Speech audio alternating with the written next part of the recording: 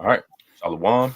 First and foremost, we want to give all glory, honor, and praise to Yahweh, Bahashem, Yahweh Shai, Bahashem, Rakakwadash. It's the name of the Father, the Son, and the Holy Spirit, in whom we praise. I want to give double honors to the apostles and elders and bishops of Great Millstone who rule all over the flock. I want to say shalom to all you Akim out here that's pushing the words of truth and sincerity.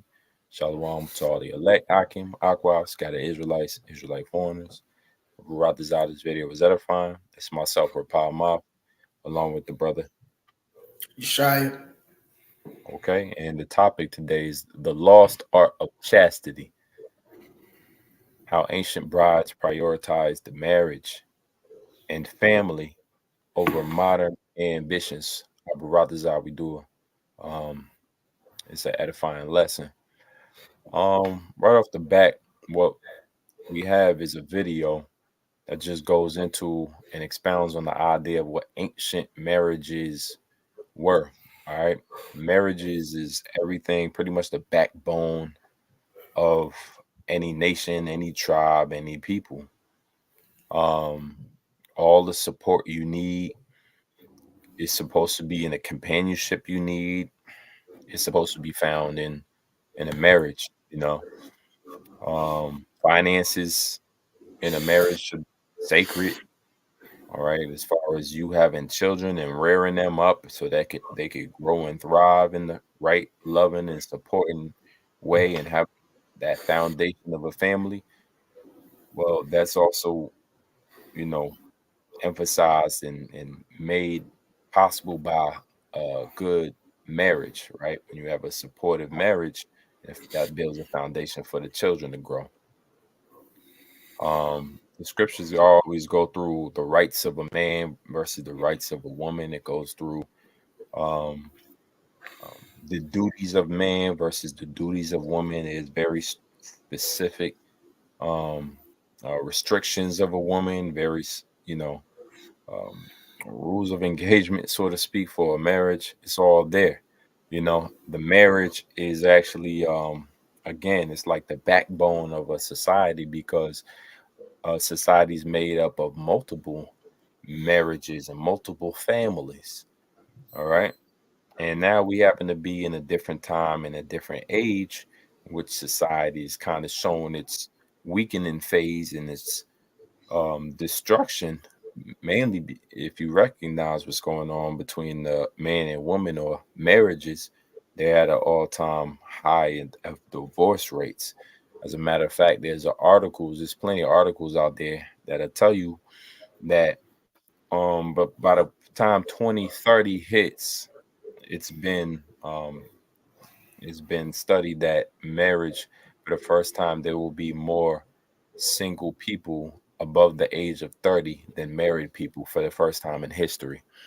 So you can give Esau Edom a round of applause for that because he's the one illustrating and orchestrating this whole movement of people not becoming married or not really the degradation of the union that the Most High blessed as a sacred and solemn, um, and the significance that it had, the spiritual significance that it had. Even when you go through learning about Yahweh Shah and learning about the Israelites and learning about Yahweh the Father, you can't help but come across scriptures that reference marriage, that reference a bond, that references a union. And so, again, this topic was done not too long ago, I believe within the last week, but it had to be done again. It had to be touched on again just because the references throughout the scriptures are so heavy concerning the time of union and the marriage to come. So you have to be able to go back and see, well, what was the significance of a marriage? What was the purpose of marriage? But more importantly, what is the future of this marriage between Yahweh, Yahweh Shah and the Israelites? So we're gonna go ahead and get into that. I brought this out. We're gonna do a good job. Now we got this video, pulling it up right now. And this is Edomite basically speaking on ancient Jewish wedding customs, a different video than the one I had last time. But if you can, I think you are at, let me see, you're at 3:18. Just go to 3 minutes in exact, and we're gonna start from there. So the Edomite pastor, whoever he is, he's going into the customs and traditions of weddings, and we'll illustrate to the best of our ability how that relates to us during this time. All right, so the brothers got it at 3 minute mark. We're gonna go ahead and play that and listen in. Thing that solidified me for good, for life, forever, that the pre-tribulational rapture is the timing of the rapture and that it is real. Once the groom has picked out his bride, he leaves his father's house and he goes to the bride's house. He offers the bride a marriage covenant. This is a legally binding contract. It is usually in writing, and it gives promises to what he plans on doing for the bride should she marry him. The bride can decide to accept or reject this offer. Bread and wine are served. There is a silver chalice which the groom drinks wine. If the bride decides she will accept, he gives her the chalice and she can either drink to accept or decline to drink. And that lets the groom know that he has not been accepted and that there is no wedding covenant. Now, once the bride and groom have both drinking from the wine and she's agreed to marry him, the groom then pays the price for his bride. Once this is done, the groom then departs to his father's house where he goes to build a room addition. It actually becomes the wedding chamber. Now, this normally takes about a year. The groom is absent, and the bride is then set apart. She puts on a veil. She lets other men know that she has already found her love, that she is going to remain faithful to her groom who is absent. Now, the father is the one who is in charge of approving this room addition.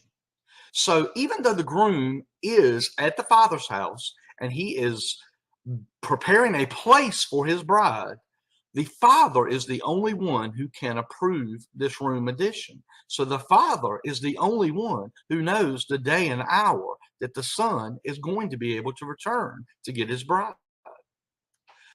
Once the father approves of this room addition, the groom goes back to retrieve his bride. The wedding party has a torchlight procession to the bride's home. This is normally done at night, which is why it's referred to as a torchlight procession. It's normally a surprise event because no one other than the father knew until the son starts going back to retrieve his bride. Along the way, he picks up his groomsmen, and along the way, the bridesmaids who still have oil in their lamps help to light the way back to the bride's house. And the groomsmen literally are shouting, "Behold, the bridegroom comes to receive his bride." And they blow a shofar, a ram's horn, that is the trumpet of their day, was the shofar, the ram's horn. So you have the groomsmen with a shout, the groomsmen blowing the trumpet, and the groomsmen get to the bride's house. The bridegroom himself does not go all the way to the house. The bride comes out of the house. The groomsmen then lift the bride in the air above their shoulders and carry her to the groom. Sometimes even she's even placed in a chair and lifted above their heads and carried to the groom. They get to the groom, they bring her down and give her to the groom. Then the bride and groom go back to the father's house. Once the bride and groom get to the father's house, they enter the wedding chamber alone. They enter into a physical union and they consummate this marriage for 7 days. They consummate and celebrate. The other attendees and wedding party wait outside and do their own celebrating for those 7 days, waiting for an announcement that a marriage in Israel has happened. The bride and groom then come out of the wedding chamber at the end of the 7 days. The groom then removes the bride's veil so that all can clearly see who his bride really is. Then they have the wedding feast for the entire wedding party and invited guests. Once this is complete, that is normally another 7 day period, then the bride and groom will live together in their new home forever.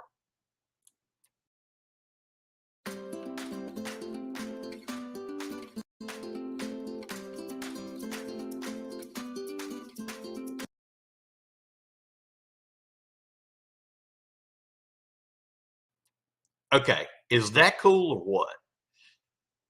Right away, you should be noticing all kinds of symbolic All parallels, right, you can mute it and this right should all there. be I mean, very familiar sounding pause it, and then go back to to that me. list he had,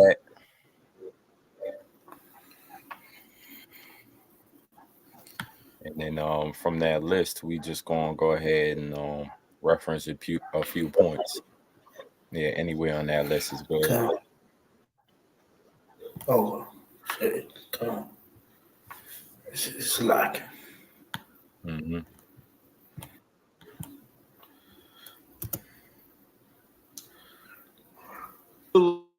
Binding. You can pause it. Yep. So, all right. So you got a few steps as far as a marriage go in an ancient world, ancient customs. This is ancient style. Okay.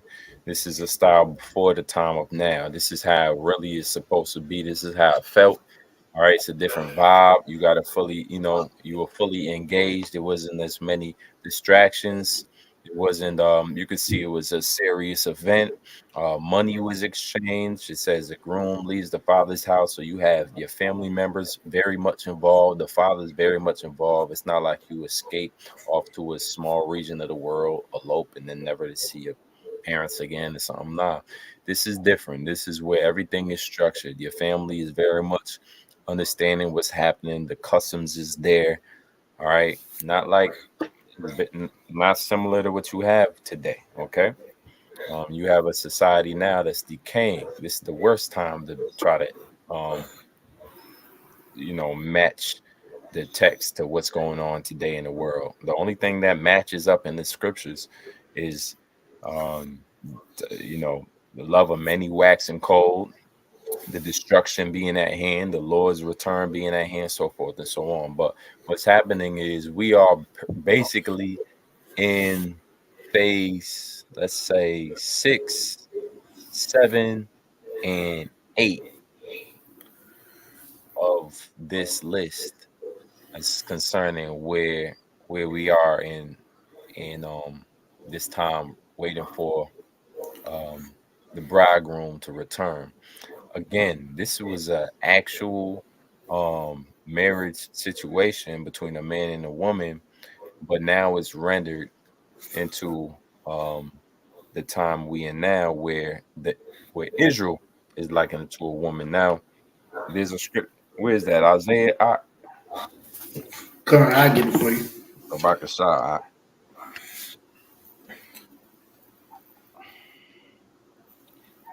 right? Because in the full understanding of what the scriptures is painting is the idea that we are the woman now.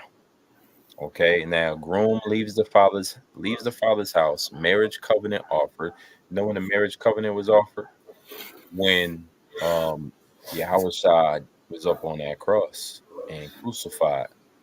Right now, that covers the sins of the elect. That basically purchased us. A lot of times you hear about this.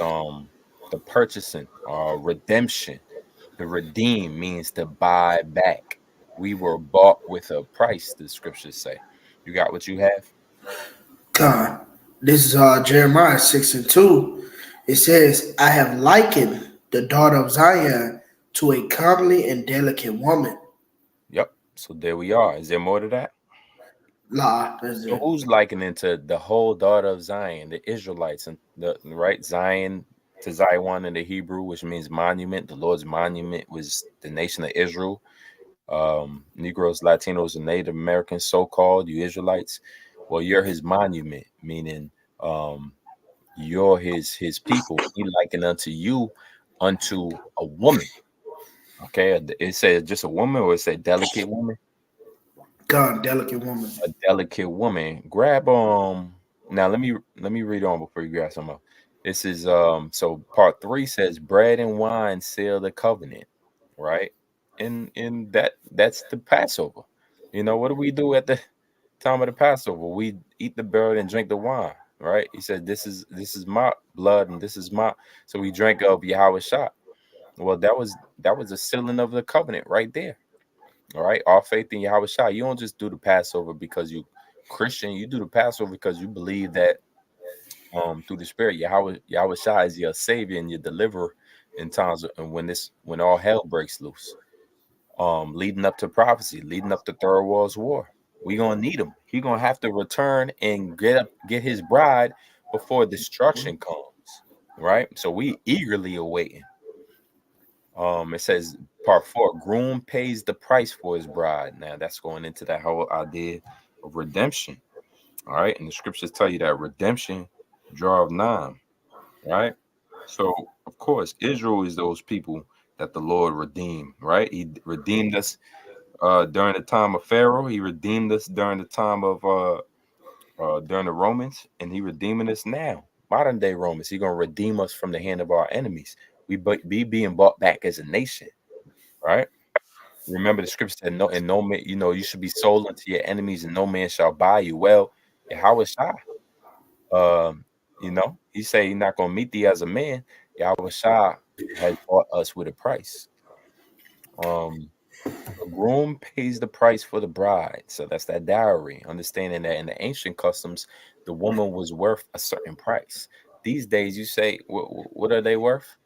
They're not worth the price that they used to be worth.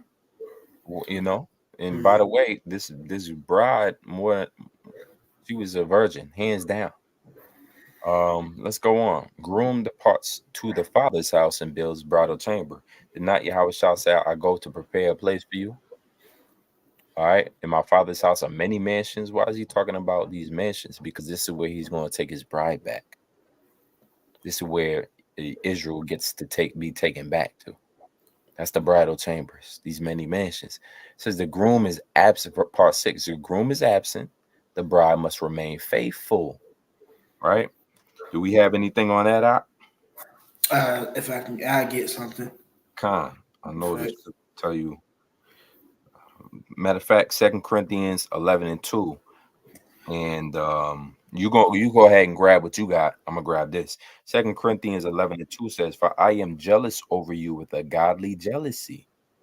I have espoused you to one husband. Right? And we dealing with the whole espousal process right now.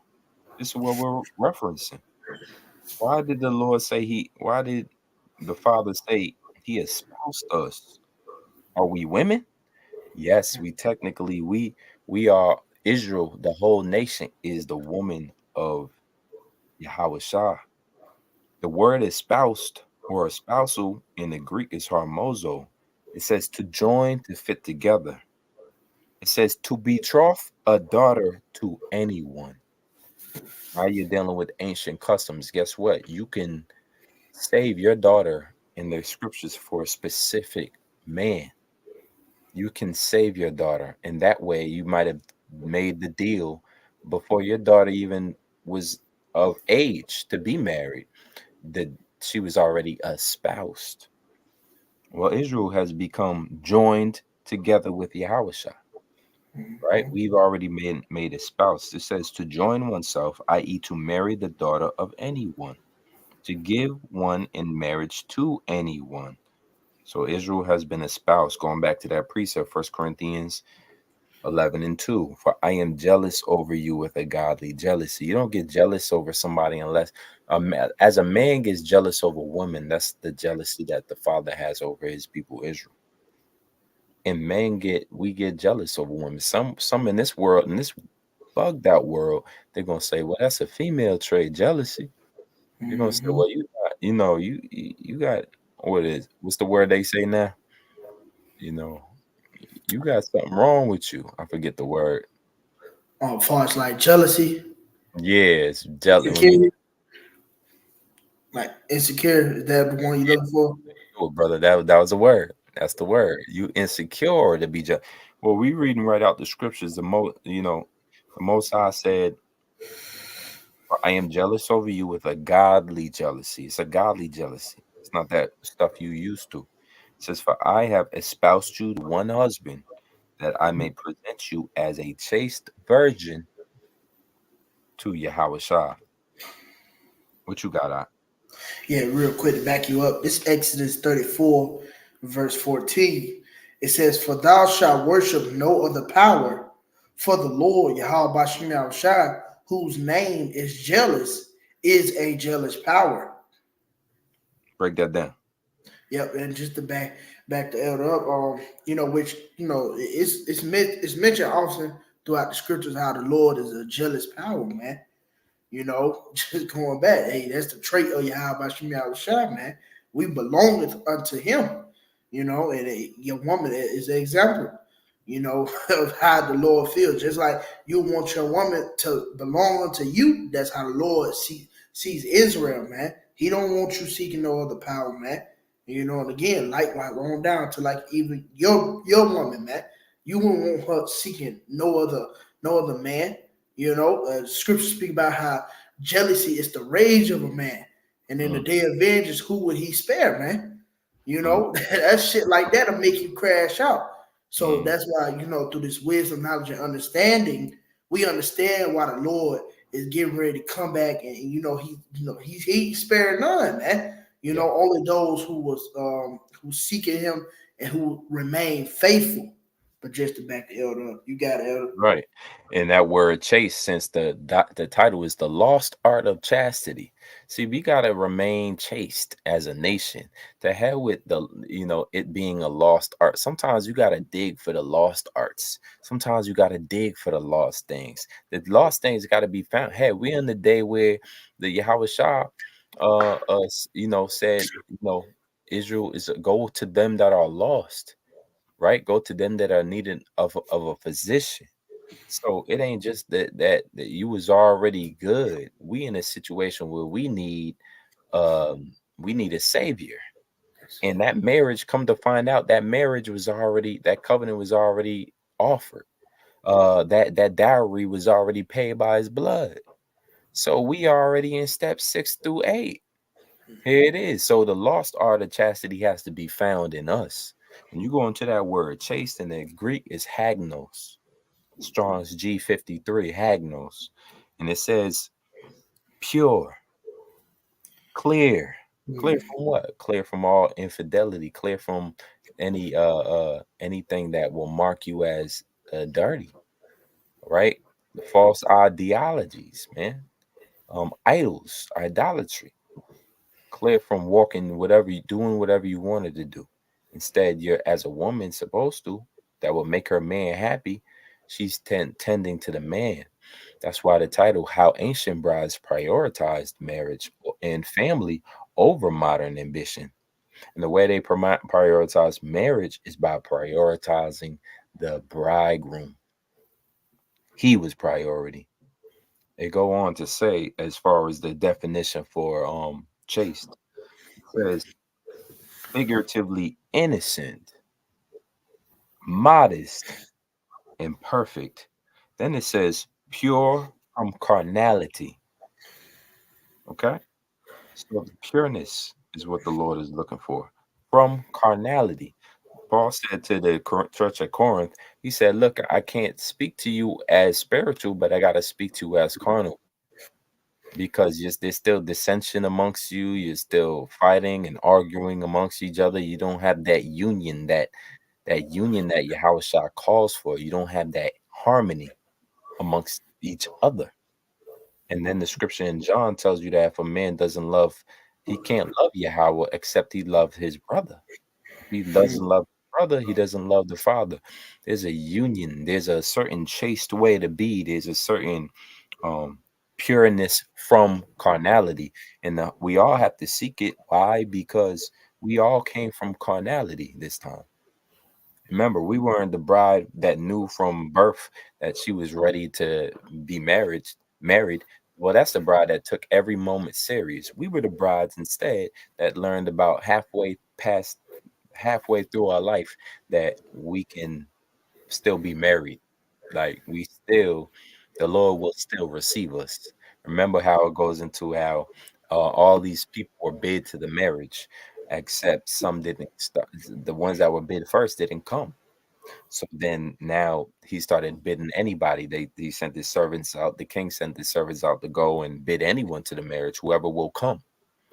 So that's what we are. We're likened unto those who came, who showed up to be bidden to this marriage. So now we take it very seriously as you're supposed to.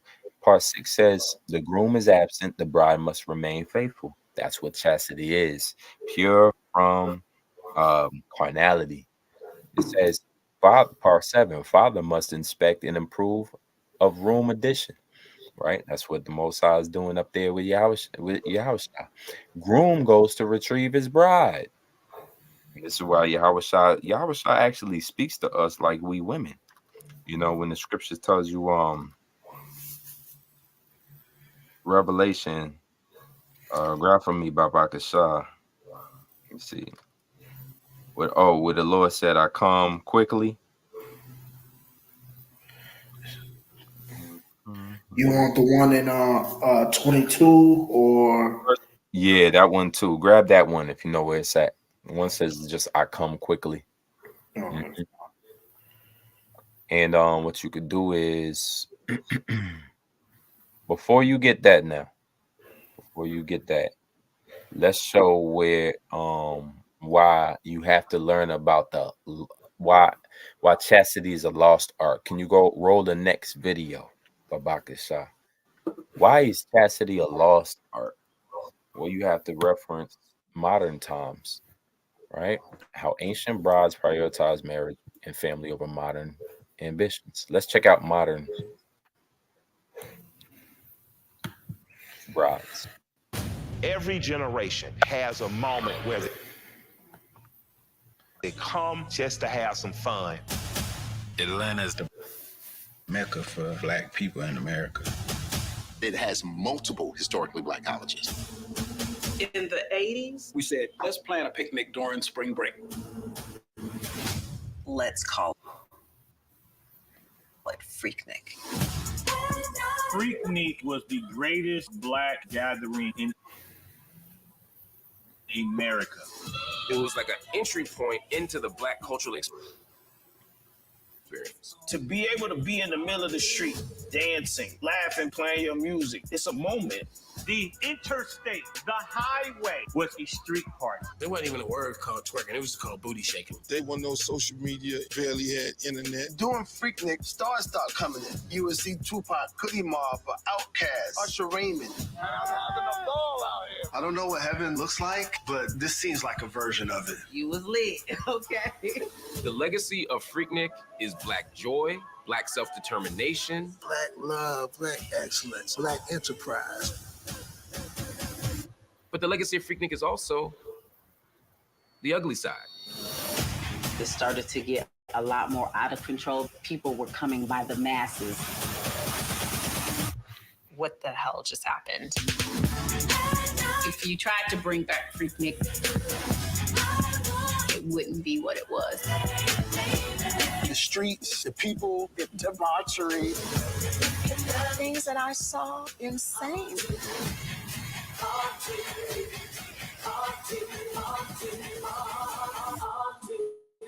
We had no inclination to the depth we were creating.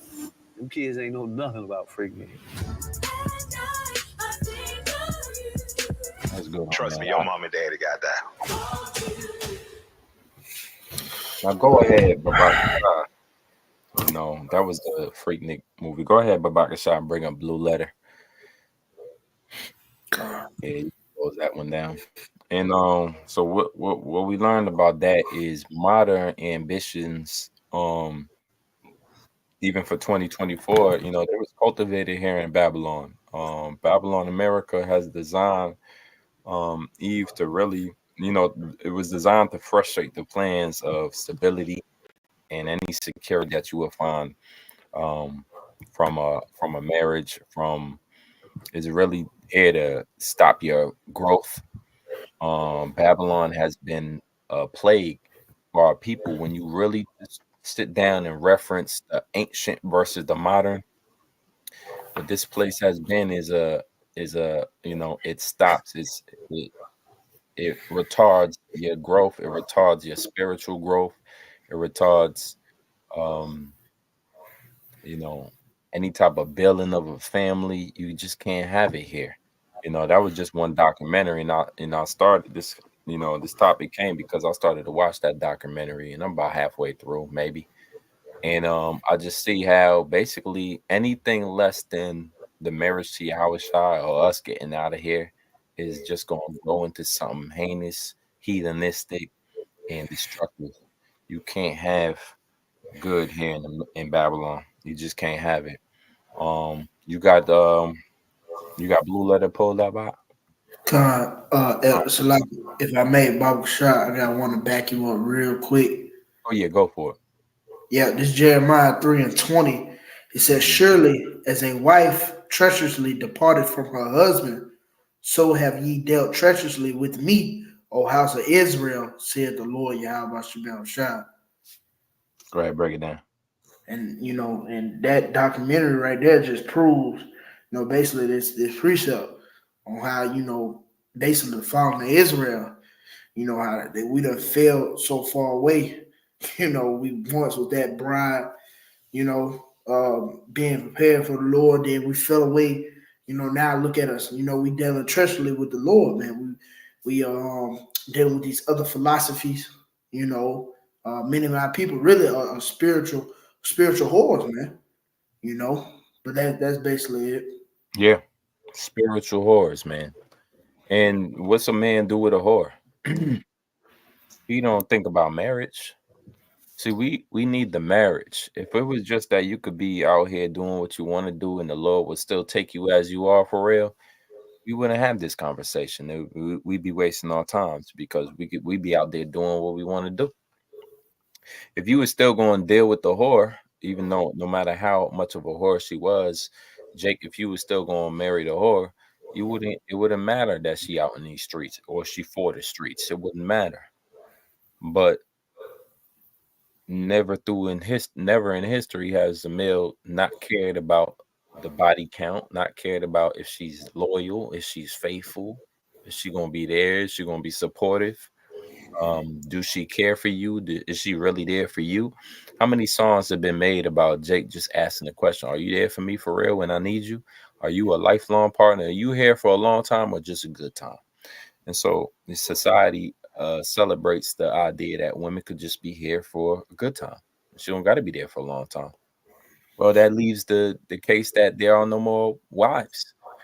Nobody's worth marrying no more. There ain't no wifey material out here. What's left is the hoes. All right. And so here we go again. But now Jake, here it is. We trying to be married into Yahweh Shai. When that time comes and Yahweh Shai establishes that, he calls back all those who kept those lamps trimmed, Matthew 25, and were ready for the bidding of the marriage, and we're waiting upon, like as a woman did in the ancient world, she waited upon her husband who she was betrothed to come back and return, so that marriage can be consummated through sex. That's what the elect is doing. We waiting, right? Grab 1 Corinthians 7 and 20 out about the shot. I'm gonna pull it up like this. It's the book of First Corinthians, chapter 7 and verse 20. And I want you to read it in the NLT. Come on. in the NLT version, it says, yes, each of you should remain as you were when Yahweh called you. Are you a slave? Don't let that worry you. But if you get a chance to be free, take it. And remember, if you were a slave when the Lord called you, you are now free in the Lord. And if you were free when the Lord called you, you are now a slave of Hamashiach. Yeah. What are we slaves, man? Once enslaved to the world, free from the world, but we all servants of Yahweh Shah now. So you got to do as that just gives you the command that you should be doing accordance to somebody who is a slave. When you are a slave, you can't just do what you want to do. You have obligations, and it says you were a slave. But read on. Yep. It says Yahweh Bashem Shah paid a high price for you. Hold So up. no. So here it is. The payment was already paid, man. And then it says a high price. How you find yourself doing what you want to do and the price was paid for you? Imagine you paid a dowry. Imagine that dowry in the ancient world. You just came off of 20, 40 shekels, whatever the dowry price is, right? Depending on what the father wants for the, right? And you go back to prepare your place and then you come back and she's been given away to another man. You are furious. You even more furious than for her than you are, about the money. You really want to take it out on her. You really want to take it out on the father. You want to take it out on all of them. So this is the seriousness of the situation. You now find yourself the price already been paid for you, sir, ma'am. Price already been paid. You got to act right. You got to wait now. Go ahead.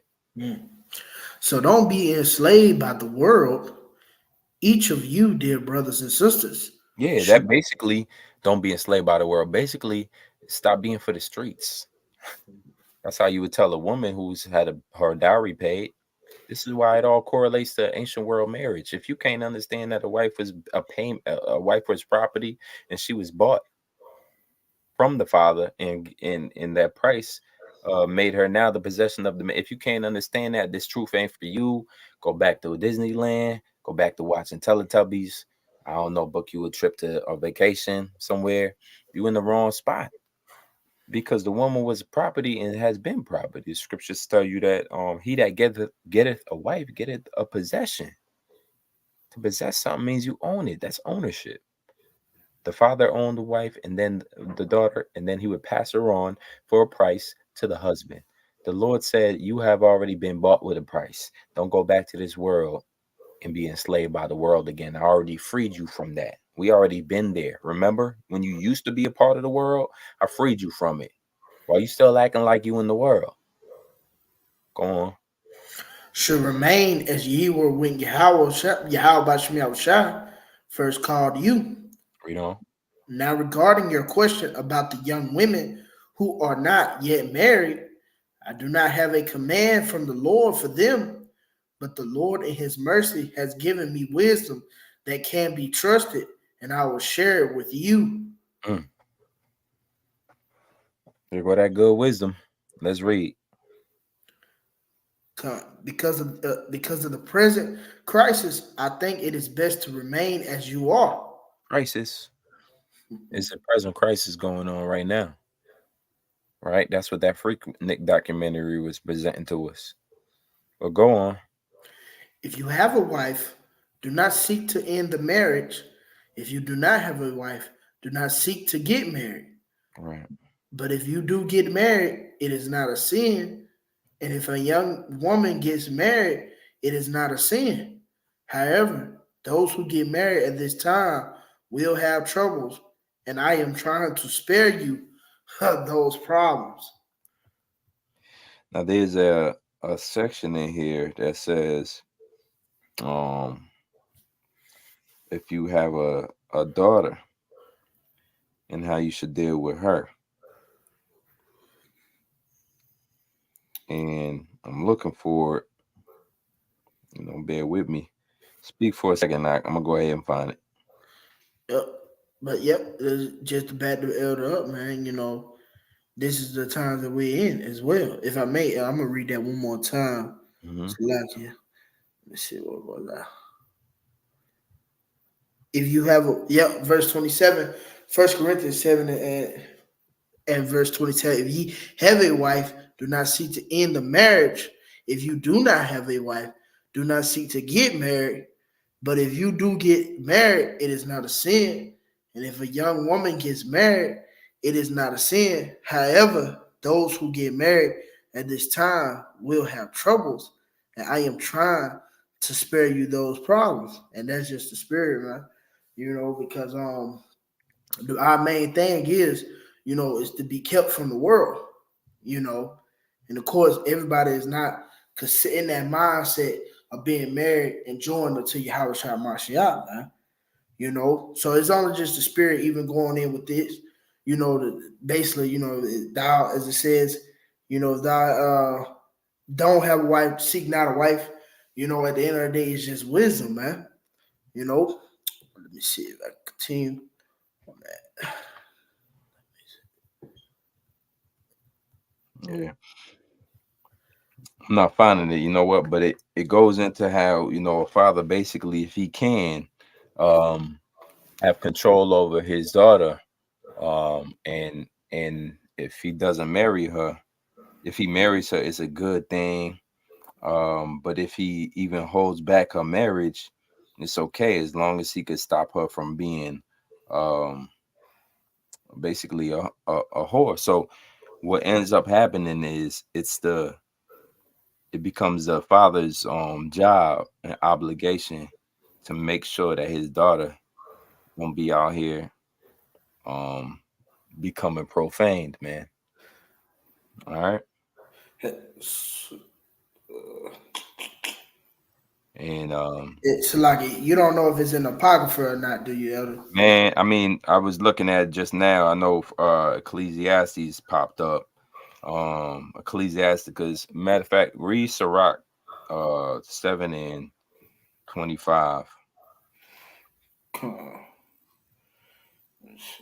This is the book of Sirach. Start at 23. It's the book of Sirach, chapter 7 and verse 23, and it says, "Yep, has thou children, instruct them, bow down their neck from their youth.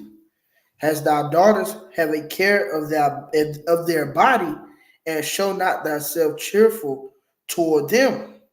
Marry thy daughter, and so shalt thou have performed a weighty matter, but give her to a man of understanding." Mm-hmm. And so that was a very important thing, because now you're dealing with your future generations, man. So also what goes into that is the idea that go back to Corinthians 7 and verse 7. This might be it. Or 6. 7 and 7. Yep, this is on the book of First Corinthians, chapter 7 and verse 7. It says, "But I wish everyone were single, just as I am. Yet each person has a special gift from Yahweh Bashim Shah of one kind or another." I'll read on. Yep. It You says, go back to KJV. okay, Khan. It says, First Corinthians chapter 7 and verse 8. It says, "I say therefore to the unmarried and widows, it is good for them if they abide even as I, but if they cannot contain, let them marry, for it is better to marry than to burn." It's better than married than to burn. And that NLT, it describes that, as what did it say for burn in NLT? Let me see, what is that? It's Verse like 9. I think, yeah, married then to burn with lust. Yeah, Okay, burn with lust, right? And the other version it says burn with sexual desire. So, what's referring to is that there come a time in woman, right? Natural between a woman, marry that daughter, can't the what I. There'd be a time when naturally when you got a daughter, and what's going to happen is she going to become ready to, what's the word? She becomes like or hormones, right? Mhm. She's ready for sex, basically. Like And puberty. yeah, puberty happens, right? And she's ready. She becomes ready. Like them hormones start kicking off, and now she's ready. And what happens is it becomes now a job and an obligation to keep your daughter off the streets or off the pole, so to speak. And now, the scripture says if you can marry her, but if you can't, um, if you can't, you got to basically watch over her like a hawk. So, long story short is, the idea is, that chastity is very important, and that's why it's a lost art. When you kick the fathers out the crib, what you did was you kicked out that idea of chastity and how to remain chaste, because it wasn't the mother's duty necessarily to make sure that her daughter was chaste. It was the father's job, right? And that was a job that he didn't have to do. The easiest way was to marry her off, right? Now she's betrothed. All she got to do is wait for her husband. And then you don't have to worry about this idea of keeping her chaste. You don't have to worry about this odd after marriage, after she's married, you don't have to worry about her like that no more. You don't have to go on and make sure that she who you been with and follow her around and make sure that she's where she's supposed to be. Even though her hormones is basically kicking in overdrive and she's ready to she's burning, right? And it's not a sin for her to go ahead and get married, right? And that's what happened with Joseph and Mary. She was burning. They both was burning, and they just didn't wait for that ceremony. Um, yeah. Brother brought out a precept here. Let me start from the top. This is Ecclesiasticus or Sirach 42:9. It says, "The father waketh for the daughter when no man knoweth, and the care for her take away sleep." Another beautiful one, right? Why is he can't sleep? Because he can't for her. Because he got to make sure that she where she supposed to be at. That's the seriousness involved with this whole idea of chastity. A woman's supposed to be chaste. That's why it's a lost art. That's why we brought out that documentary of Freaknik. What Freaknik was basically what it sounded like. It was a time for these young women who would become a marriageable age, right? Who might still have their virginity. A lot of them was in college students. So they would go off, and when a woman gets the opportunity to become married overnight, she'll do it. When she gets the opportunity to lose her flowers, she gonna do it. Hell, this might be the one I was looking for. It says, "The father waketh for the daughter when no man knoweth, and the care for her taketh away sleep. When she is young, lest she pass away from the flower of her age in being married," which means the flower of her age being puberty, uh, lest she be hated. When she is young. So this is dealing with a young woman. A lot of you old birds, you get on here and you have something to say. What we mainly referring to as far as the scriptures go, you dealt with women, you got them while they was young because that's when they still had their virginity and they passed the flower of their age. They was past the flower of their age, and it was of marriageable age. When you look at the word virginity up, it means a woman of virgin means a woman of marriageable age. So she was past the flower of her age, mean past puberty, but marriageable. And so now, if she would be they would be hated if she went ahead and got popped by a random dude. And what do you have now? By the time a woman is 18, I believe I did showing it long ago. By the time she 18, which is the age of consent here in America, over 50% to 80% of women already been popped. So by the time you about to marry her or you deal with her for the first time, she already been dealt with. That's just Babylon right there. That's what you got to deal with. It wasn't like that in the ancient world. All right, Sirach 42:10 says, "In her virginity, lest she should be defiled and gotten with child in her father's house, and having a husband, lest she should misbehave herself, and when she is married." And the brother just brought out the Freaknik documentary is out, man. Go watch what happens when your young daughter, I don't care how good you raised her, when she gets some leeway, when she gets time. Go watch what happens when you let go of that force field that you had around her. Yeah, you the austere dad with the shotgun. But as soon as she went to Clark, as soon as she got over there to Atlanta, as soon as she go on that girl's trip, as soon as she come back from Jamaica, as soon as she touched down in Las Vegas, The scripture says, in her virginity, lest she should be defiled and gotten with child in her father's house. And then they come home with random kids. You watch Maury, you watch these shows, Divorce Court. You see these women don't know who their baby daddies is. That's a normal thing here in Babylon. It says, in having a husband, lest she should misbehave herself, and when she is married, lest she should be barren. It goes on. Keep a sure watch over a shameless daughter, lest she make thee a laughing stock to thine enemies. Now, if the father ain't around, who's to be a laughing stock? Right? Who's to be a laughing stock? They said, look, the dad got plausible deniability. Shit, I wasn't in that house the whole time. The mom was tripping. She ain't let me see the dad. She ain't let me see the kids. And how come the mom had that obligation? Because they ain't raised the same. There's a lost art of chastity in this world. In this time we in, it's a lost art.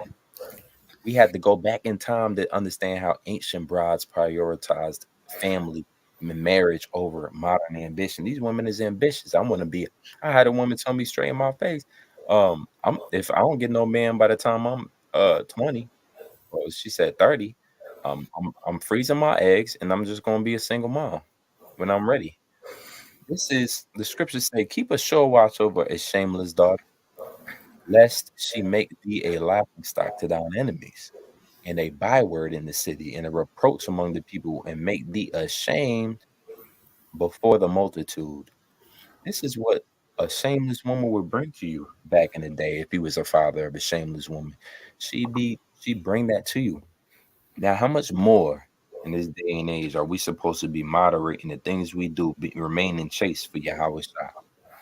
How much more are we supposed to be subject to whatever the will of the Lord is in this day? Give me Leviticus 8 and 14. Now we can see the importance of what the scriptures is revealing to us about how we are supposed to be and how the development phases of us are supposed to be. Yes, the Father's not here present with us in person. Yes, Yahweh Shah is not here in person. The bridegroom is still off preparing the way for us. But as chaste virgins and as brides, we're supposed to remain ready, waiting, and chaste the entire time.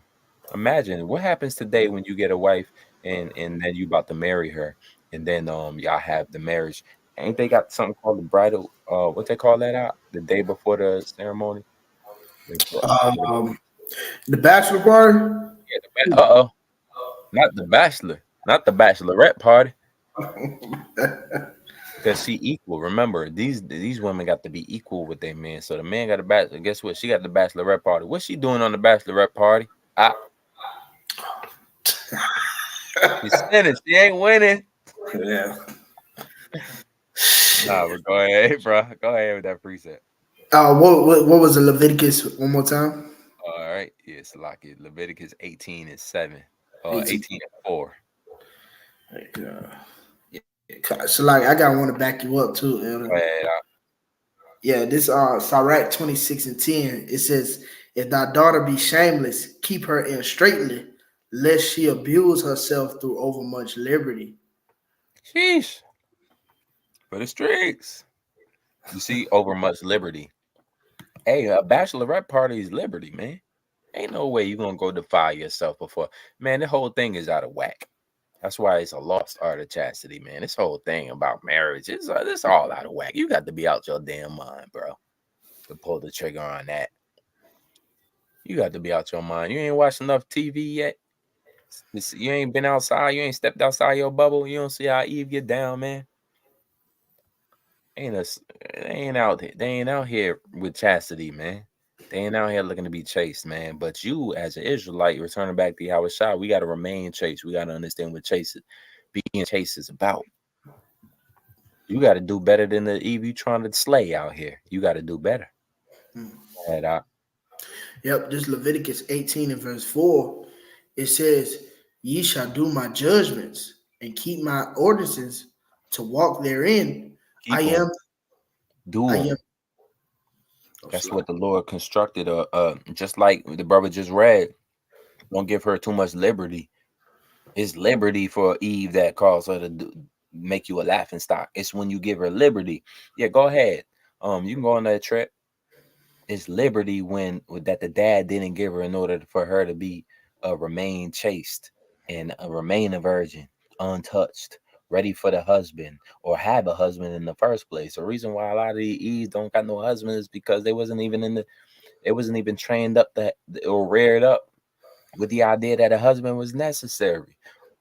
Therefore, she ain't gonna behave herself no type of way. Behave.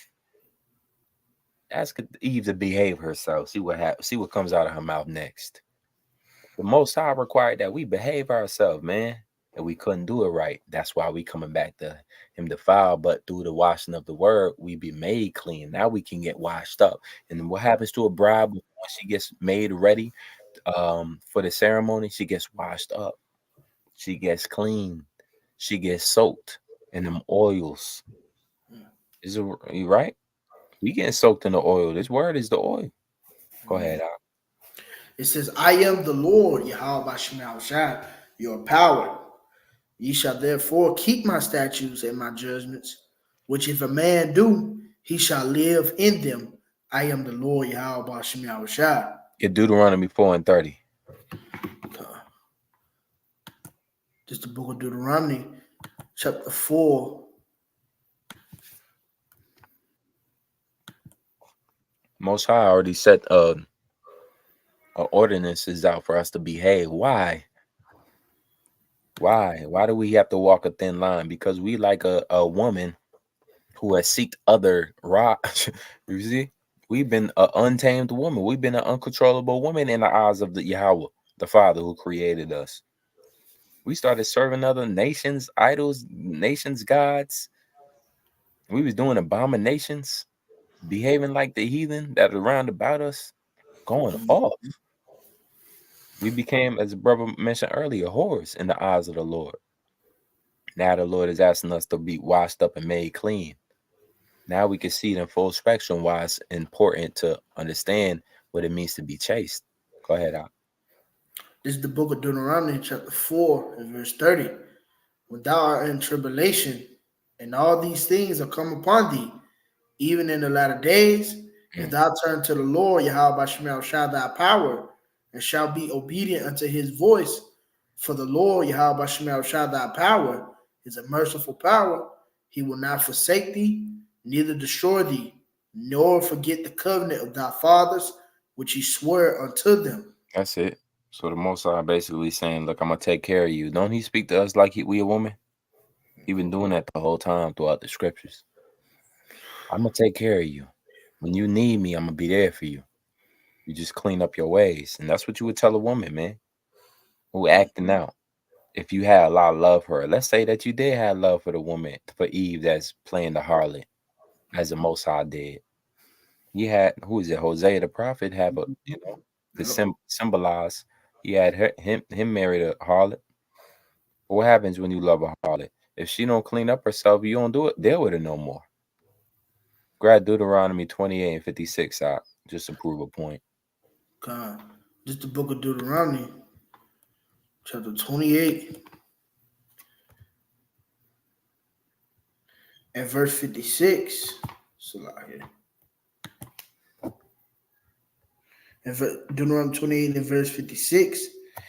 And it says, the tender and delicate woman among you, which will not adventure to set the sole of her foot upon the ground, for delicateness and tenderness, her eyes shall be evil toward the husband of her bosom, and toward her son, and toward her daughter. Right. Well, the scriptures say you basically the woman would turn against you, the son and the daughter. Well, that's what's the process of what happens when the nation falls to the curses and the plagues that the Most High sent upon us. Now, notice that at one point in time, the woman was tender and she was delicate and she wouldn't even touch the sole of her foot to the ground. They had a reference point to the ancient world marriage where at some point the woman would be taken from her home when the bridegroom showed up and she would be lifted up in the air. That sounds oddly familiar. How the bridegroom the brides this time is going to be lifted up in the air to join with Yahweh Shah. But in the ancient world, she'd be lifted up in the air. Her foot wouldn't touch the ground until she came to the husband. You see that? That's a reference right there. And so Yahushua, you know, he needs to see us as nothing but tender and delicate when he return. All right.